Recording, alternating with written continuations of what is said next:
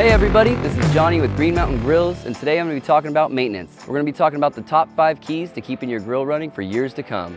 Number 1. One thing about pellet grills is they do not like water. We want to keep the computer and the pellets away from any heavy rain, make sure this thing stays nice and clear of any moisture. We got your pellet dump door right here. We want to make sure this is nice and tight and sealed at all times. Make sure it's seated up or down depending on which pellet dump door you have.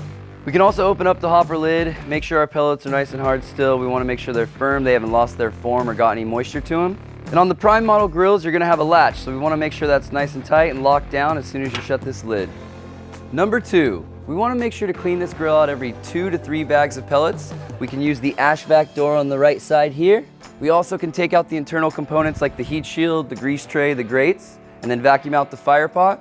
I would say if you have your shop vac out and you're doing the ash vac clean out door, you might as well do that as well. A lot of times the reason you want to vacuum out your fire pot is a lot of ash can build up in the bottom. If that covers your igniter or builds up around the igniter, you're going to have less contact point when your fresh pellets feed in.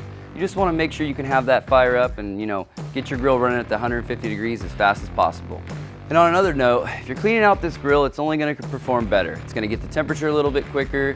You're probably going to get more accurate temperatures as well. And a good thing to note here is if you're ever having an issue with the grill, you might as well take everything apart, clean it out. That really could make a big difference in your next fire up. Number 3, grease management is very important. You want to make sure this grill is always on a level surface. Any tilt in any direction can cause a hot spot in the cavity. Items like the drip ease liners and the drip ease buckets are good for consistent grease management. You can put those in your bucket. You can also lay those on your grease tray as well. And when using tin foil on your grease tray, you want to make sure you do not cover that hole that's punched out on the left-hand side. I would cut it off right before the hole so that stays nice and clear from the sensor.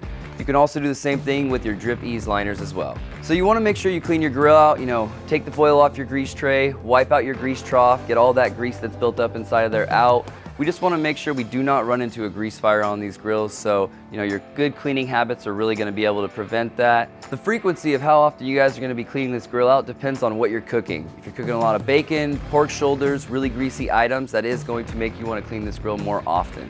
And with the new viewing window on your prime grills, you want to make sure that stays nice and clean. It's going to get coated with smoke and grease and soot after multiple cooks, so you want to clean that with a damp Brillo pad, steel wool. It's ceramic glass, so you don't have to worry about damaging it.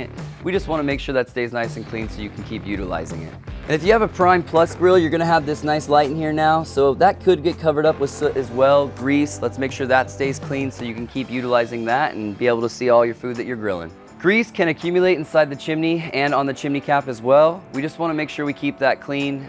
We don't want any sort of grease building up too much in the chimney and restricting any airflow. And if you notice grease dripping onto your side tray, you can check the chimney cap as well and make sure there's no grease kind of accumulating on that. After using your ash vac door, you want to make sure you get that sealed nice and tight. We don't want to lose any heat there as well. Number 4, if you live in a humid climate, you want to probably clear your pellets out. It's going to be something where if you leave those in there in a long period of time, they can kind of mold together or form together.